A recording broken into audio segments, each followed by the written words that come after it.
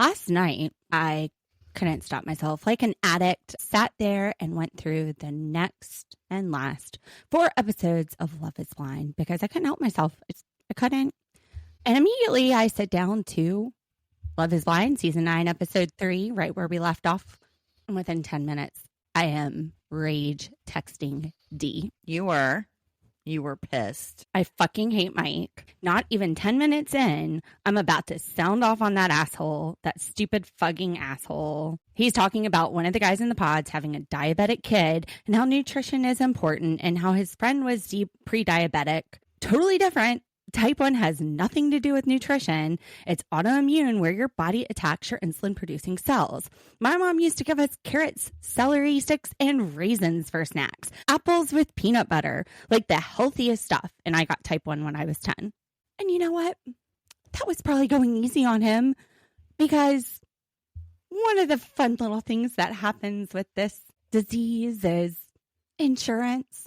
And every 3 months, I get this transmitter for my CGM, and my CGM tells me my blood sugar every 5 minutes, and it works with my pump and kind of keeps me regulated. Well, 2 days ago, it ran out of battery, and this is not a rechargeable battery. This is you go buy another $500 machine for 3 months, and that battery runs out, and then you get another one. So it went out a couple of days early. So I go to test my blood sugar on my handy dandy glucometer, and the battery's dead. So I charge it up, charging slow as anything. Charge it up this morning. It has enough battery to test. I am unreadably high right now. It's like, you're higher than 600. I unplugged my pump. I grabbed my needles. I grabbed my insulin. I was like, if I have a pump failure right now and I don't know about it because I don't have a CGM to warn me, I want to make sure that insulin's getting in me. Shot up 2 types of insulin. That's why I look stoned and my eyes are glassy, because I'm just high as a kite right now. And this misinformation about juvenile diabetes, we're going to get cracking on that today. Plus a lot of other stuff. Love is Blind, season 9. Episode 3, Ghost Town. Let's watch. Remote reality, yeah, that's the key. Unlocking stories wild and free. With a host, side by side. Channel surfers, let's ride. We start by seeing Mike in the guy's living room, just chit-chatting about how he's still friends with some of his exes. And one of his exes, they dated like 4 or 5 years ago for 3 to 6 months, and she still comes over and they sauna together. It's platonic. She has a boyfriend, but they sauna together. Not really a big deal. I mean, usually, I don't know. I wear swimsuits in a sauna. It doesn't mean that they're getting naked, and I don't know that that's the case here, but the way he's saying it just feels sleazy. Like he's bragging about hanging out in a sauna with his ex. I thought it kind of sounded like they were doing more than just being platonic, but he wasn't going to say that they were being platonic. He said they're platonic. I know he said it. Say that, but he made it sound like it was something more. Yeah. That's what I was getting at. And maybe he was just busting their chops or something. I don't know. The way he said it was just kind of sleazy, and the edit made it look like he was bringing it up. But again, it's the edit. We don't know. So then he goes on his date with Sparkle Megan. And we see him talking about health and fitness and how it's so important, and how there's a guy in the pods that his kid was diagnosed with diabetes, and that's just insane to him, that his friend was pre-diabetic and he started eating right and he was able to not have diabetes. I don't know. Maybe it's just easier for some people. And then he goes, I'm about to really dig myself in a hole. All right. Full stop there. You already dug yourself a hole with me. And maybe with Sparkle Megan, whose dad was a type 1 diabetic. Jordyn's son is type 1. I'm type 1. This is 2% of the world population is type 1. We are 5% of all diabetics. His friend with pre-diabetes, that is type 2. Type 2 has a lot of different causes. It could be, but it's mainly that your pancreas is not making enough insulin for your body. Maybe you're older and your beta cells that make insulin aren't producing as much as properly as they used to. Maybe it's that you are overweight and you're not producing enough insulin for your body. Maybe it's that you said you had a friend with celiac disease and somehow that weakened her ability to produce for her body. So she was making some. So type 2, it can be controlled with diet because you could eat things that don't require as much insulin since your body isn't producing enough. It can be controlled a lot of times with pills because the pills can help generate more insulin. There's a lot of different options with that versus type 1 diabetes, which is autoimmune. So basically what happened is my fun little immune system was like, hey, what are those things over there? Oh, is that a beta cell? Nah, we don't need that shit. Nah. And then my immune system started attacking the cells that make insulin in my body. And I don't make any. It's like, you could give me a pill, but I'd be popping that. No insulin would come out. I have to rely on insulin for the rest of my life. I have an insulin pump. Earlier today, I was shooting up some long-acting insulin because my body doesn't make anything. Like, even if I don't eat anything, my blood sugar is going to spike. The glucagon from hormones is going to get into my bloodstream and make me high as a kite. Not in the fun way. And they're like, sleepy, need to take a nap. I drank 3 Diet Pepsis this morning kind of way. Diet Pepsis don't have sugar, so that does not have any effect on my insulin. Strangely, though, black coffee does make my blood sugar spike. So sometimes caffeine, like certain types of caffeine, even though there's no sugar in it, some people experience their blood sugar going up. So like black coffee will do that. It's very strange. Very strange. Alcohol makes it go down. Anyway, so yeah, I'm just like popping all kinds of insulin today. Type 1, there's no cure. There's no eat right and it goes away. I had a boyfriend once who bought me this book. He's like, look, I can cure your diabetes. I'm like, in my late 20s. He's handing me this book, How to Cure Diabetes with Food. And I'm like, that's so sweet. But honey, I've had this for 18 years. You don't think a doctor would have told me this? One of those doctors I see every 3 months. You don't think they would have been like, hey, there's a cure? No, if I just started eating foods, my blood sugar is going to be high as a kite anyway without insulin because I have nothing to keep it level. And then even if I'm eating all meat, my blood sugar is still going up because there's no insulin at all to keep it level. Like nada, nothing. So yeah, it's not that easy for everyone. It's not that easy, Mike. And trust me, if it was that easy, because what you're saying is super easy compared to what it takes to be a type 1 diabetic. If I could just eat a certain way and that's it, and I didn't have to pay so much in insurance that it's more than my house payments, or I didn't have to wake up throughout the night to a beeping CGM because hormones, I've got a setting on my pump for my cycle. It's like, okay, I'm going to have more hormones. Put that on. If it was that easy to just eat and I'm cured, honey, I would do that in a heartbeat. There is this Reddit thread on type 1 diabetes where people are saying, what would you give up to not have this disease? People are like, I'd give up everything of material value. I would rather be homeless. It is a tough thing to live with. It is a constant thing to live with. You are constantly having to monitor this part of your body. You hear Jordyn say, I would take this so my son doesn't have to have this. Trust me, if there was anything nutrition could do to fix this, type 1 diabetics of all would be so over this and ready to fix it. I'm just hoping that CRISPR therapy works and I see a cure. I never thought I would. I've never had hope that I would. A new study that came out last month is the only thing that's given me hope. But Mike, unfortunately, this isn't only his voice. I see this everywhere. These people who do not understand the difference between juvenile diabetes, or they call it LADA, insulin-dependent diabetes, and type 2 diabetes. And that's one thing. People who are pre-diabetic or they have type 2, if you're able to manage that with diet, and not everybody can, but if you have that chance, take it from me. There's so many of us who would love that chance.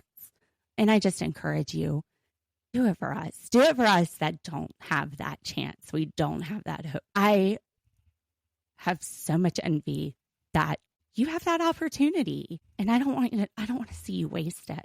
All right, let's take a little break. Well, thanks for coming to my TED Talk and listening to that. I'm going to have it all bookmarked so you can skip it. But all right. So Mike, why else is he a jerk? Well, he says, you might not like this, but I'm friends with my exes. And she says, oh yeah, no, I just blog. What do you think, Dee? I feel like he's doing a job interview. The stuff, like he purposely said that to her because he wanted to get her reaction. He wanted to see if it was something that made her mad or upset or if she was okay with that. What would make you a bad employee? Yeah, I know. Be Mike. I think it's good that he brought it up. People definitely have different opinions on this. Blocked most of my ex-boyfriends. You dated before social media. But it's usually because they're assholes and there's no need to talk to them anymore. Yeah, if I don't want an ex on my social media, it's because they don't need to know anything about my life, pretty much is the way I feel. Exactly. Like once you break up, there's nothing much to talk about. Now, if we were friends first, that's a different story. So my husband and I, we dated for a year and then we broke up because he wasn't sure if he was ever going to want to get married or have kids. He was 35. I was about to turn 30. I definitely knew I wanted that. That's the only reason we broke up. We were best friends before we ever dated. And I told him, I'm going to need some time to get over you before I can try to be friends with you again. I do want us to be friends again. We were such good friends before. I need to move on first. Well, I moved on. I got engaged to somebody else. And that ex, he was like, yeah, I don't want you being friends with your ex. And I shouldn't have rolled over and been like, okay, whatever. But I did. And then after we broke up, won't go into all that. But I started hanging out with my husband again. And he was like, that guy's an idiot. And I was like, you were an idiot too. But I had unblocked him because he was literally my best friend for years before we ever dated. Like he would call me and talk to me about his girlfriends. I would talk to him about my boyfriends. So yeah, like I get that. And he has a friend that he dated on and off that he was friends with before he ever dated. And they're still friends and she's married. Like, I don't care. I'm friends with the guy I dated. He wasn't my boyfriend, but it's like just more like social media. He's not coming over to visit me and getting in the sauna. He's remarried. His wife looks really nice, but he lives kind of far away, but I grew up with him. So I think it just depends on the situation. Like the past is the past. You can be platonic. It can switch back over. If it doesn't end great though, like the one that cheated on me with his kid's babysitter and I blocked. I don't think I want anything to do with him anymore. Not even as a friend. A friend doesn't do that shit. So, right. What are your thoughts? I don't really know how I would feel. I guess it would depend on how the relationship ended. And I think I'm a pretty good judge of if somebody just wants to be friends or if they have more of an interest in being more than just friends. For sure. So, yeah, I think it would depend on the vibe I got. I'm all about the energy. For me, if somebody's going to cheat, they're going to cheat. You keeping them separate from other people isn't going to prevent it. They'll find I probably wouldn't keep them separate, but I would be present anytime they were together. That's exhausting. I know. So then we see Sparkle Megan and Jordyn's date. I also think Mike is a little bit obsessed with this nutritional crap and how they look and how their kids are going to look. Like he's fixated on looks. And sometimes I wonder if he's dropping it to see how interested that Megan is about fitness and nutrition to kind of gauge what she might look like or if she has like a body type that he likes or something like that. Like maybe he doesn't like women who aren't fit. He seems to want to have a lot of control over what people eat. It sounds culty. Yeah. So it makes me wonder, you know, I don't know if I could deal with somebody who is obsessed with crap like that. I like my pizza and my quart of ice cream and it's my about alcohol. Balance. And that's the thing. Like my mom, almond mom, my husband's mom, almond mom. We both grew up and then we were like, oh, we can eat what we want. And I feel like those opportunities we took more advantage of because it was rare when we were kids. Whereas like when I was a kid, Halloween, my candy would be gone pretty fast until I was diabetic and I wasn't allowed to eat the candy. And then my brother ate my candy in front of me I digress. But those kind of opportunities, like my friend, she'd have her Halloween candy under her bed for months. But at her house, her parents had like fruit roll-ups and all the fun stuff. So it wasn't as special. And that's what we've done with our kid. He gets things. And then we go to a party and all the kids are like, oh my gosh, cookies. Mm-hmm. He doesn't even pay attention to the cookies. He's like, hey guys, let's play with this robot. Yeah. He doesn't even ask about it. If someone offers it to him, he's like, I want to play. Yeah. I grew up the same way. My regular cereal, no sugar cereals, and not a lot of sweets and stuff. So now as an adult, if I go to get cereal, I'm getting Fruity Pebbles, Cinnamon Toast Crunch. Yeah. Ho-Hos. I love Ho-Hos. I love to get Ho-Hos and stick them in the freezer. And I probably wouldn't want those things as much if I had them at the house to eat whenever I wanted when I was growing up. Soda too. Like I drink soda every day. No coffee.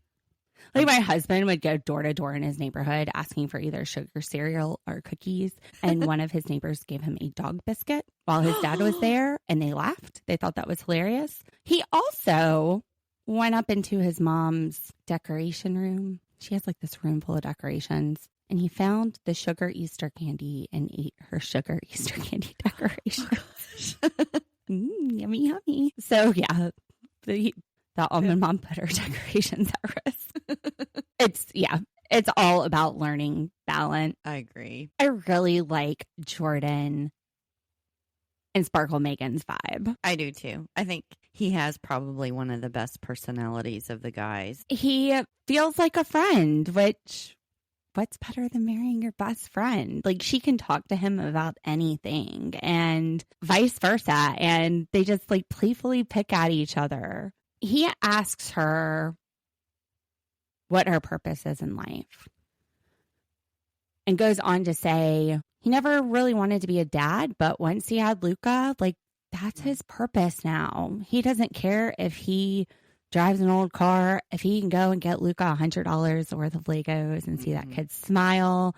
That means everything to him. He just wants to give his son his everything. He loves that kid so much. He tells him from the time he goes to bed till the time he wakes up, I love you. And his kid's like, well, why are you saying that? And he's like, because I do, man. I really do. It was very sweet. It was very sweet. And, a woman, especially if she's wanting to have kids and settle down, listening to a man talk about his child like that is just so moving and emotional. And he's so forthright with her, even when it might not be in the best interest. He tells her, I can reverse this vasectomy. It might not work. There's a chance that it couldn't. How would you feel about that if I can't give you that?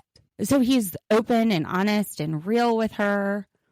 And she was ready to cut him. And she walks back into the pods and says, I was about to friend zone that guy and something clicked with me today and I didn't. I never know what to expect. And he goes back to the pods. I'm in love. I'm in love. He's like just giddy and butterflies. Her number one is still Blake. So she goes into the room to have her date with Blake. Blake, who had sat down with Anna and said he never ghosted anyone. What do you know, Dee? Ghosting Megan. He gone. You think they're getting abducted by aliens? I mean, they don't ghost people and they're disappearing. Is there a serial killer in this house? Do we have a true crime happening? That's an interesting look on it. That's a good because they don't ghost people, and now two of them are ghosts. It's probably something, honestly, that they've both been accused of doing. So they're asking and saying, no, I never do that. And they did exactly what every other person that they've ghosted has accused them of doing. Or there's a serial killer in the house. Or there's a serial killer in your house. Joe and Madison's reveal. What did you think, Dee? He was kind of an odd duck about it. He was an odd duck. How do we put this into words? It was very strange. But understandable. Yeah. Put yourself in his shoes. Yeah. I was thinking that, once he actually started explaining that he needed to process how she looked versus how she had sounded and the person that he had been talking to, that made a lot more sense. It's just taking him longer to acclimate the two. But at first I was like, I'm not sure if he likes how she looks or he doesn't. I mean, that's the kind of the vibe the reaction was. And I think she felt it too. Right. She's pretty. Very. She's a very pretty girl. I feel like his reaction is probably how most of these people who are really there to get married would react. Mm-hmm. Although, okay, I don't have images in my head. So if I was talking to somebody through a wall, I would not be forming any image of what they looked like. I would have no expectation. You're somebody who sees images when you think. You have a mind's eye. What do you think? It would depend. Like if I'm getting some type of descriptions, like if I'm blonde or I'm blue-eyed or, I'm short or I'm tall, I might be able to kind of like get that kind of an image, but really not put like a face to it. No, I don't think I could imagine how somebody looked just based on talking to them, because we do that every day, or at least I do every day, with the phone. We answer the office calls. I'm spending 30 minutes talking to people. It's just a very odd response, but he's engaged to this person. Mm-hmm. And he's in love with this person he's talked to, but he's never seen. So he's just trying to put the two together. And yeah, he does warm up to her and he says she is attractive, and she is attractive. Now, she's not like super thin and fit, but this girl's still thin. Mm-hmm. She's not fat. She's Marilyn Monroe. She is like boom, boom, boom curves. Yeah. 36, 34, 36. No, she's got a gorgeous body. Yeah. And she's very pretty face. She has one of the, I always love these people when I see them. She has a very angelic face. I always associate people with faces like hers as angelic. Like you just kind of can't take your eyes away from them. They're very just alluring and drawing you in. She looks like my little cousin who really loves to smoke pot all the time. So, but my cousin's very cute. Yeah, I think he's just trying to get his head to process what's happening right now. Right. Even just being engaged to somebody after that amount of time, there's got to be points, and you don't have your family to talk to. You don't have your friends to talk to. I'm sure a lot of them are second guessing things, wondering if they're making the right decision. This is a huge decision. Right. And the other thing that had occurred to me with his reaction is that he might be one of those guys that has a type, like a specific type physically when he's looking at them that he's attracted to. Yeah. And seeing her maybe doesn't meet that type at all. And he's like shocked that, hey, I've listened to this person. The experiment worked. Yeah, I've fallen in love with this person, and they're not somebody that I would have probably even looked at twice out on the street. Look at what you've been missing out on, though. I know. So many people do. I'm get some good loving. Wow. We go to Brenden and Annie.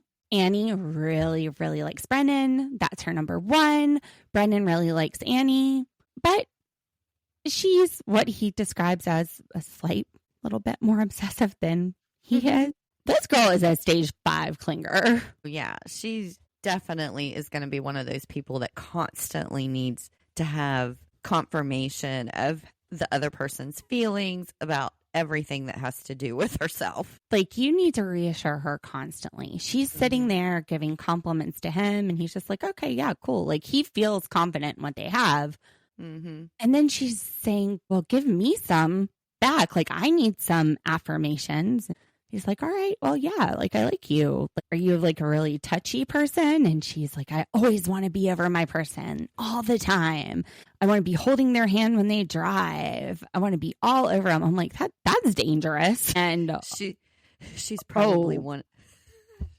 I'm sorry, I'll not say what Go I'm ahead. thinking. She's probably one of those girls that's going to be giving BJ's driving down the road. Like, I'm my own person. It's very sweet to have a romantic moment and like hold hands, but I don't need that all the time. Like, I'm an individual. I don't need something growing off my ass. I'm looking for a partner, not a barnacle. This ain't SpongeBob's Under the Sea Pineapple House. Anyway, so he just playfully, he's like, okay, well, you're 1,000%, I'm 999%, so you're a little bit more obsessive than me. So you win. I know you like to win. Just like very nice and playful. He's probably scared. I'm scared the way she's talking. I don't think he's feeling her as much as she's feeling him. I think he's just confident in what they have, and he doesn't feel like he needs to worry about anything. Like, he's not talking to anybody else in the house, whereas she is. Mm-hmm. So maybe that makes her a little less secure. I don't know. It might be a problem for him down the road, though, if she's not at least almost as confident as him. Or they just have different PDA styles.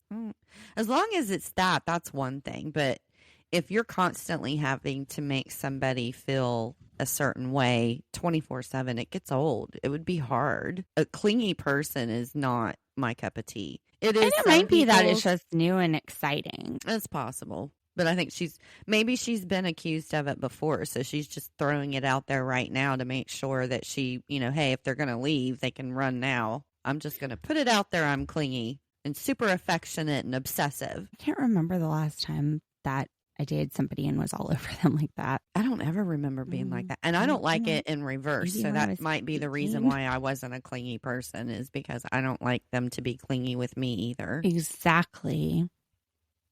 Anyway, Brenden and Annie. Speaking of Annie's other connection, there's Nick. And Nick comes in and they start some dirty talk.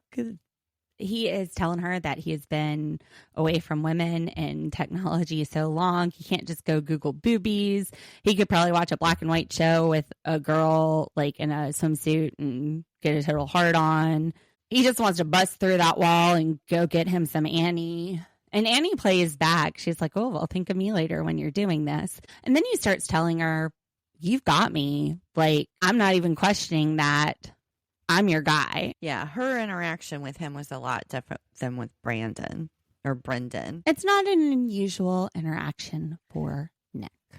No. Oh my gosh. And then we see Nick with Kait. Completely different vibe than he has with Annie. Like, not completely. I think so. You know, well, not as sexual, but he's her guy too. You know what I was thinking? I'm like, he wants to fuck Annie. He wants to marry Kait. That's the difference I saw.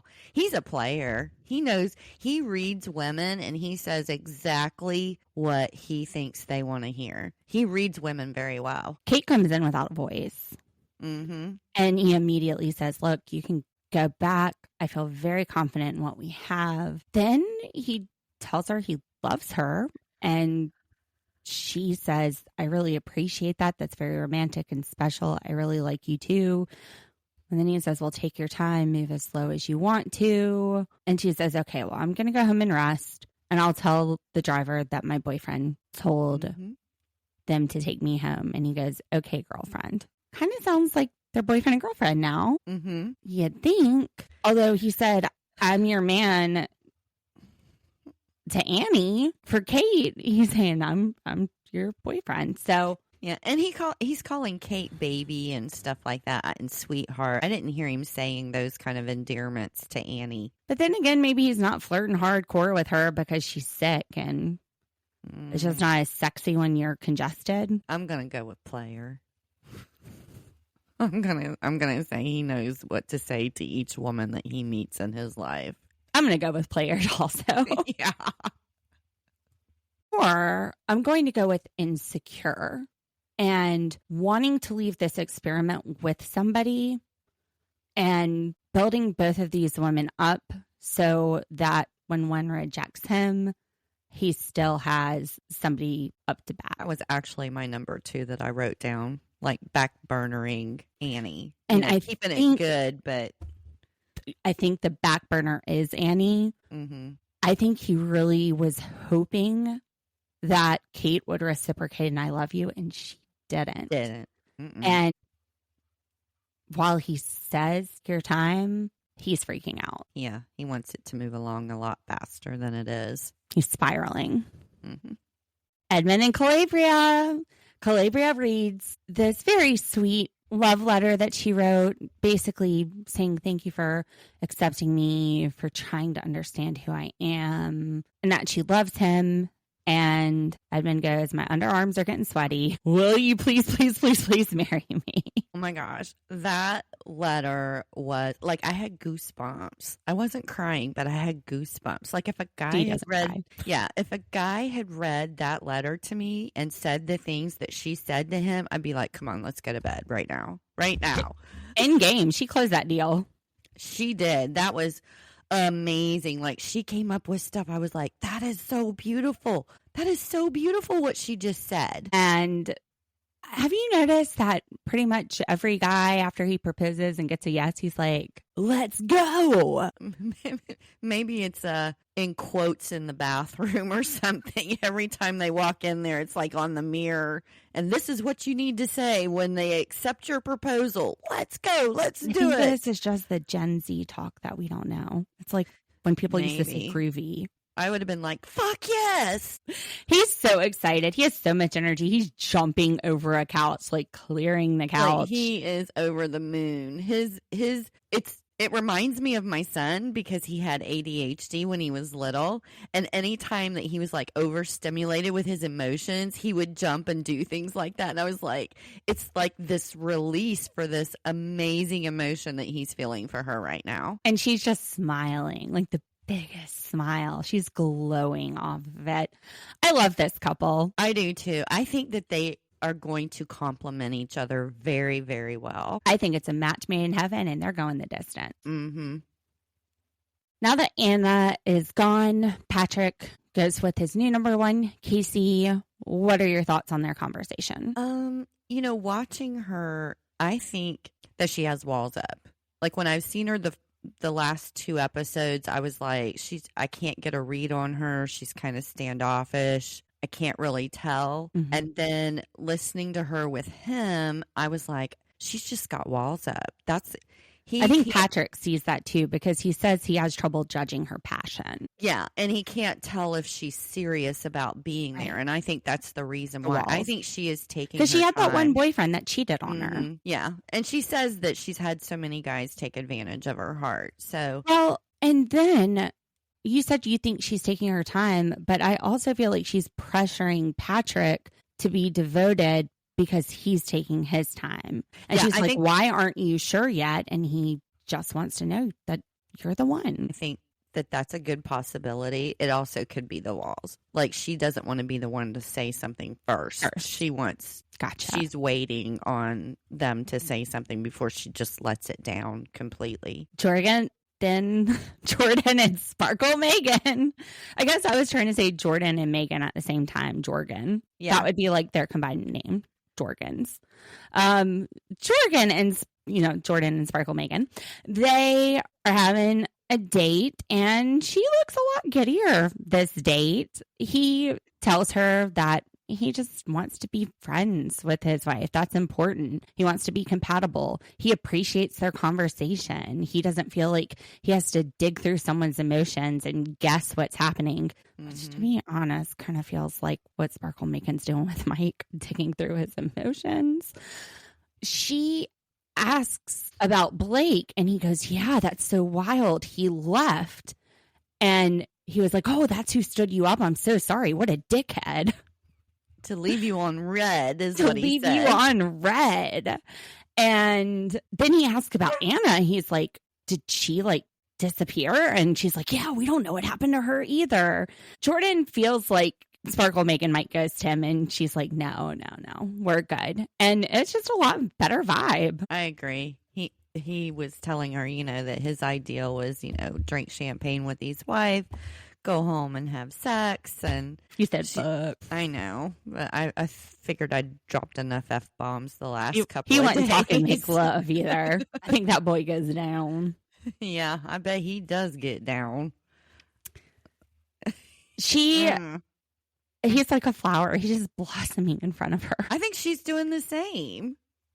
I think she's blossoming in front of him, too. That's the most sparkle I've seen out of Sparkle Megan. I know. He makes her sparkle. The guys are sitting in the living room. Jordyn comes in. He's kind of excited because his number one was also seeing Blake and Blake ghosted her. And Mike puts 2 and 2 together. He calls out to Patrick and does a triangle, which I'm guessing means that's a love triangle that he has. He's put together that Sparkle Megan is also seeing Jordyn. And he goes in to the date and plays a pretty tasteless joke for someone that you care about. When she says hi, he's quiet for a second and then says, "Did you think I ghosted you?" Mm-hmm. What an ass. Yeah. And he's laughing about it. He completely ruined this date. And I just want to say, I know I thought he was hunky yesterday, but now today, this episode is the first time I've really gotten to see much of his personality, and he just sucks. Like,